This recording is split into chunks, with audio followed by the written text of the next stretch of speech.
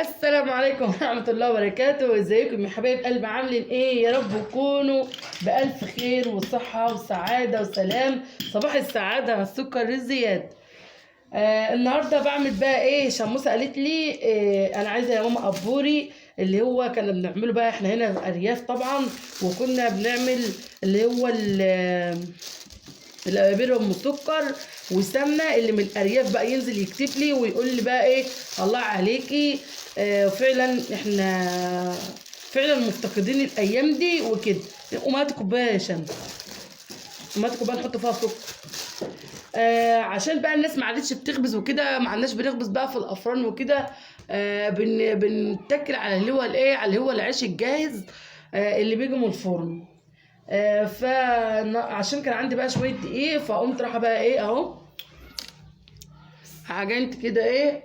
ماشي. وهات معلقه. عملت بقى كده التقطيعه دي، مقطعهم كده ايه قطع. عشان نعملهم بقى ايه ابير، بس مش عيش، هنعملهم بس بسمنه وسكر. انتوا عارفين مكاننا بنقعد بقى نخبز كده ايام زمان، ونقعد بقى عند الفرن اللي هو الفرن البلدي اللي هو بتاعنا، اللي هو بتاع القش. كان اللي بقى العيال يحبوا كلهم اللي هو القبور اللي انا بعمله، عشان بيبقى ايه، بعمله كده بطريقه معينه، بيبقى طعمه حلو وبيحبوه. لا بعمله لا تخين ولا رقيق. انت لو بتجيبي معلقه من المنصوره كان زمانها جاب. ده ساتر يا رب. خليه ايه مبلول. بسم الله.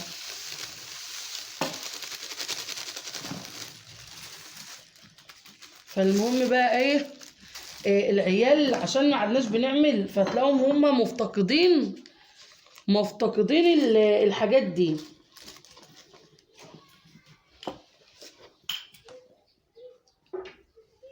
دي السمنه اهو. انا خبزت الرغيف كده زي ما انتم شايفينه. هنحط برضو ايه ريحه سمنه كده، وطبعا اللي عنده سمنه بلدي بتبقى ايه يعني ايه، بتبقى حلوه قوي.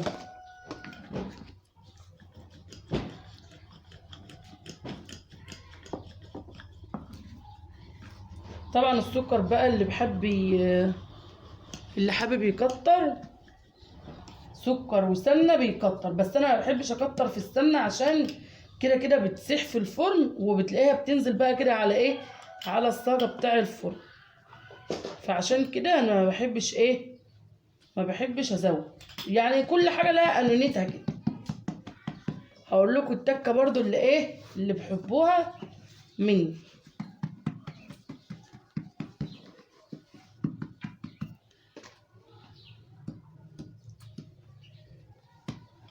اللي هي زي كده بقى، مثلا تلاقوا بقى ايه القبور طالع من الفرن، السمنه سايحه فيه، سايحه عليه كده، بتبقى ايه، وبرده السكر ده بيسيح كده، يبقى زي ايه، كراميل كده، مكرمل.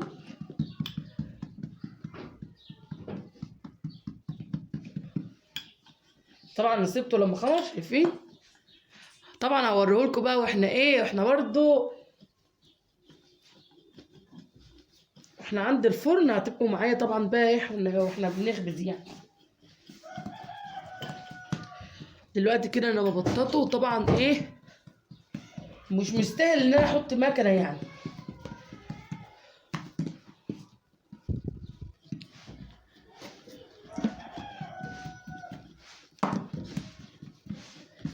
مفيش احلى من ايام زمان وعيشه زمان وخير زمان والله ما في احلى من دي عيشه، ولا ده احلى من ده. الايام اليومين دول البركه قلت من الغلا اللي الناس فيه. الحمد لله على نعمه الصحه والستر، بس الواحد بقى ايه يخطف لحظات كده ترجعه للزمن اللي هو القديم، ايام جدتنا وجدنا واللمه الحلوه، ايام اللمه الحلوه وروقان البال. شايفين اتخبز بسرعه اهو. عايزه بعرضه، بس انا لا شايفه السمك دلوقتي هو حلو. السمك اللي انا عاملاه ده هو حلو، ومش عايزه مش عايزه اتخن من كده، ولا برضو ارق من كده. انا عامه بحب اللي هو الرقيق اللي بيطلع بقى من الفرن كده ناشف مقرمش. مش بحب اللي هو ايه، اللي هو التخين. بحس كده ان انا باكل عجين. فبحب اللي هو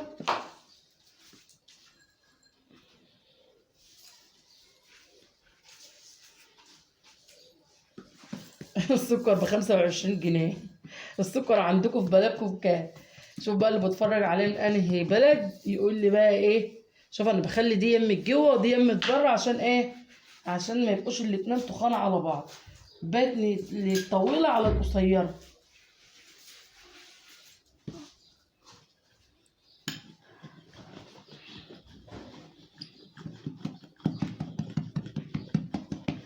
يبقى القبوري على شكل هلال. اهم حاجة ما برقهوش لدرجة اللي هو ايه، لدرجة ان هو يتخرم ويطلع عشان السمنة والحاجة اللي فيه، السمنة والسكر اللي فيه هينزلوا بقى بقول لكم على في الفرن. يبقى احنا كده ما استفدناش حاجة.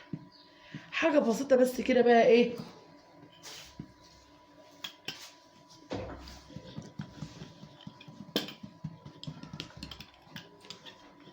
اهو. وانا رشه هنا برضو رشة دقيق على الصينية. هات كده يا شمس بقى بتاعك، شوف بتاع شمس. انتوا شايفين شمس طبعا. هاتي هاتي هاتي. بس انت عاملاه رقيق يا شمس. عاملاه رقيق، ما عادش تكبر قوي كده. بس حلو. هو بس حلو، بس ما عادش ايه. هي خلت مننا نص رقيق ونص تخين. استنى اقول لكم يعني احنا عاملين بسمنه بلدي. السمنه من بتاع المحلات. ام طاجيه حمراء.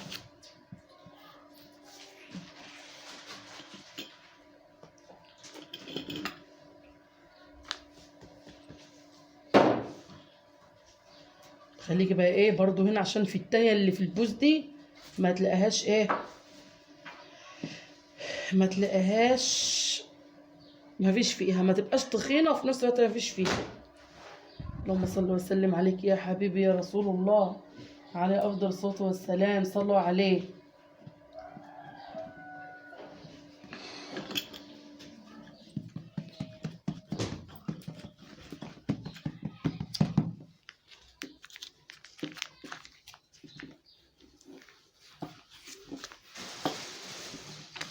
طبعا بقى الناس اللي بتحب تكتر بقى سمنة فيه، انا بخاف صراحة يعني، بخاف من الحاجات دي. ايوه سبيه. حطاه مجهزاه في كيس عشان نبقى ما نيجي طالعين من عند الفرن. شوف بابا جاب المفتاح ازاي.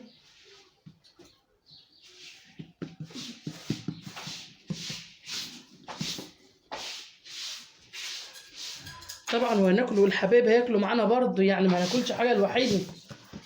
لازم كل حاجه كده الكل يدوق ويحب يدوقها كده. لان ايه، اللي بياكل لوحده بيزور.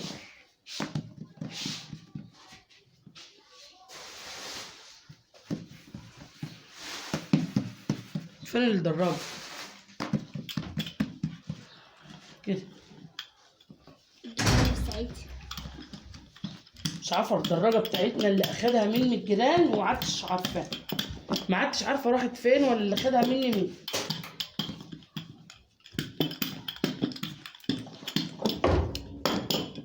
اشمعنى بتاعتك بس في ساعتها؟ عشان بضغط على طول. قرطي. قرطي يا شمس.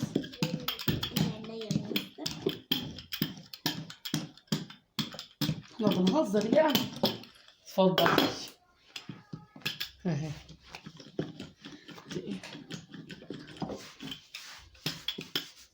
مش عايزه اكتر دقيق برضه عشان ايه، عشان ما يتحرقش في الفرن.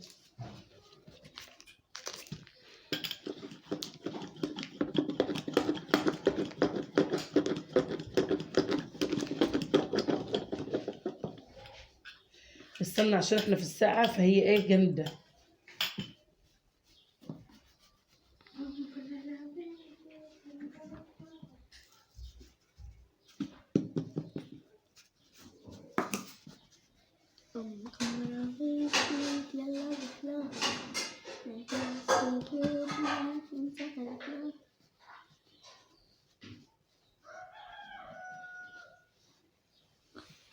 شمس بتقول لي انت هتصوري ليه؟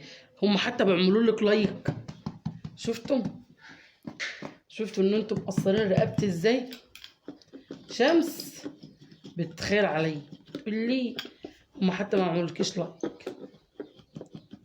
اعملوا له لايك بقى، قولوا لا يا شمس احنا بنعمل لها لايك. ورا الشمس اللي في حد بيعمل لايك.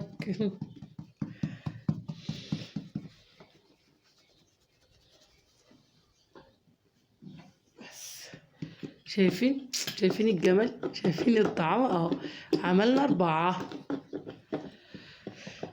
هكمل بقى كده ونرجع لكم تاني عشان بس ايه ما نطولش عليكم.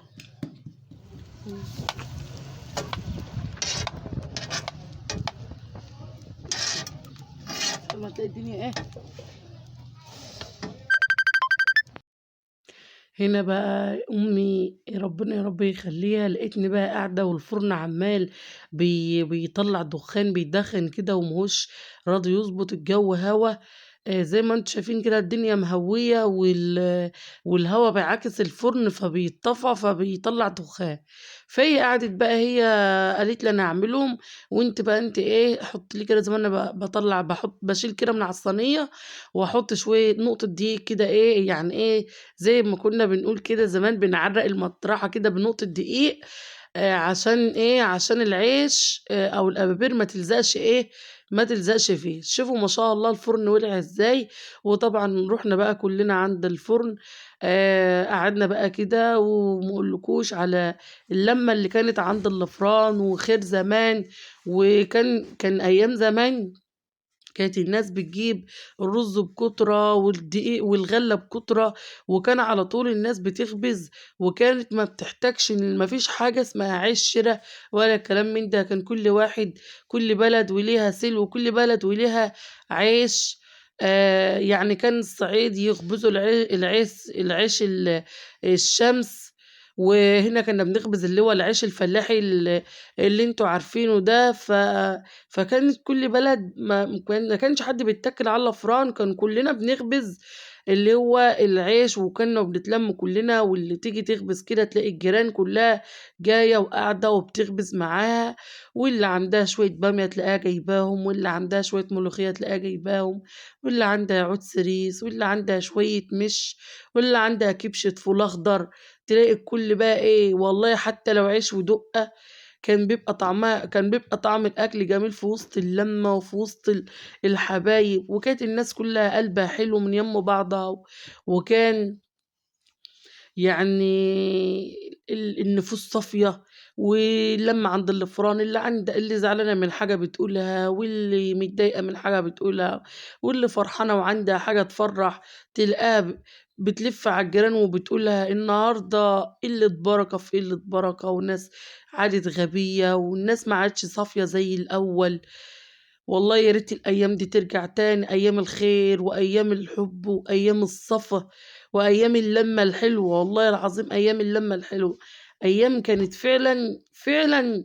يعني يا ريت ترجع تاني. يعني الخير راح والبركة قلت. أيام زمان كان ربنا بيبارك حتى في القليل. يعني كانت الناس بتتلم كده وبتتبسط، وطول النهار تلاقي الجيران قاعدين مع بعض، واللي عندها حاجة حلوة بتأكلها للكل، بتدوقها لكل الحارة. واللي نفسها في حاجة تروح لجيرانها، ولا أي حاجة تاكل وتشرب. مفيش أي حاجة عاد. هنا احنا كنا خلصنا الأبابير بقى أم سكر. وطبعا بقى ما أقولكوش على الأبابير دي بقى وهي طالعة سخنة كده، لما بقى إيه، لما بتطلع من الفرن كده وتاكليها نار تلاقيها بتلسع في لسانك كده. فبتبقى ايه، هي ما بتتاكلش اصلا الا سخن.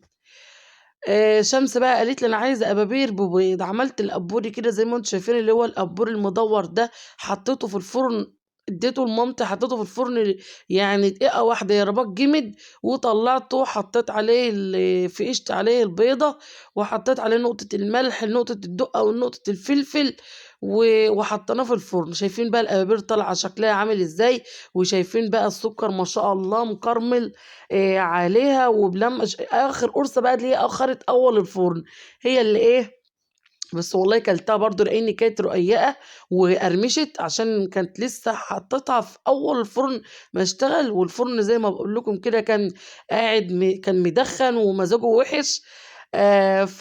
فهي بقى الحاجة قامت صلحت مزاجه وظبطت الدنيا وخلته يشتغل بقى زي ما انتم شايفين كده ما شاء الله.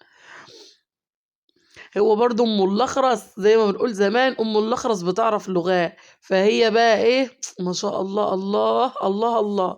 أنا ببنتج في الوقت في الفيديو بعد ما عملت الفيديو بيومين. ما شاء الله أنا لسه واكلهم من يومين ونفسي راحت لهم من تاني. ما شاء الله اللهم بارك يا رب، ألف هنا على اللي ياكل منهم حاجة. ما شاء الله على حلاوتهم وعلى جمالهم. قلت بقى رص كده، واللي عاوز حاجة ياكلها حطيت عود قش كده على الصينية صغير عشان القبير ما تعرقش، لأن السلستين مع العجين هيعرق ويبقى تحس إن هو مبلول كده. فأنا حطيت العود القش يسحب كده يسحب منهم ما يخلوهمش يعرق يعني. العبور ابو بيضه بقى شايفين عامل ازاي، ده بيتاكل بقى طعمه جميل زي البيتزايه كده، بس بدل البيتزايه بالجبن، دي بيتزايه يعني زي بالبيض والبهارات والحاجات دي. على فكره العجينه دي انا ما حطيتش فيها اي حاجه وغير مكلفه خالص، يعني انا عجنت شويه الدقيق بشويه الميه ودوبت في الميه ملحيتين، يعني الملحيتين دول بقصد البركة مش كتير، ملحيتين بسيطين، وقمت مدوبهم في شوية المية وحطيت على الدقيق شوية الخميرة الفورية، وقمت رايحة بقى عجناهم، وقمت رايحة سايباها تخمر. وشفتوني بقى وانا بخبزهم معاكم، يعني ما ضفتش ليها لا لبن بودر ولا زيت ولا اي حاجة ولا اي نكهات ولا اي حاجة، يعني العجينة غير مكلفة خالص. وبالدقيق البلدي العادي، اللي عنده دقيق بلدي وعايز يعمل، واللي مفيش عنده بقى وعايز يجيب كيلو فاخر يجيب، بس جبني يعني الدقيق الفاخر يعني غالي وكده، غلى أوي بقى ب22 جنيه كيلو الدقيق وب24. فبجد ربنا يحمينا، وربنا يعدي الأيام دي على خير، وربنا يرزقكم ويوسع أرزاقكم، ويجعل البركة في كل حاجة بتعملوها وبتمسكوها، وأشوف وشكم